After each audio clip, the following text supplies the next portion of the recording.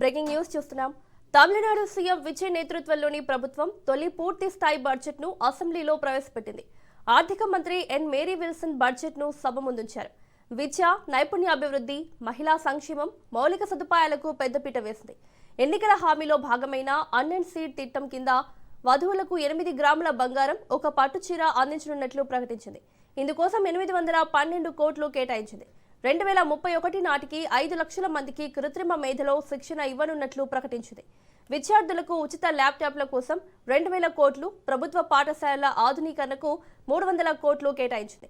అలాగే 11వ తరగతి విద్యార్థులకు ఉచిత సైకిళ్లు, హెల్మెట్లు, వాటర్ బాటిళ్లు అందించనున్నట్లు వెల్లడించింది.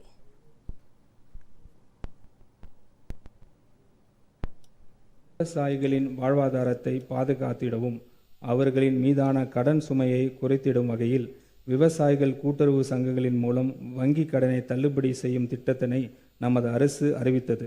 இத்திட்டத்தின் கீழ் கூட்டுறவு சங்கங்களின் மூலம் 75,000 ரூபாய் பயிர்க்கடன் பெற்ற விவசாயிகளுக்கு 100% முழுமையாக பயிர்க்கடன் தள்ளுபடி செய்து பிறகு இவ்விவசாயிகளுக்கு 35,000 ரூபாய் பயிர்க்கடன் தள்ளுபடி செய்தும் 14.43 லட்சம் விவசாயிகள் பயன்பெறும் வகையில் 5,932 கோடி ரூபாயிலான விவசாய கடன் தள்ளுபடி செய்ய மாண்புமிகு முதலமைச்சர் அவர்கள் உத்தரவிட்டுள்ளார்.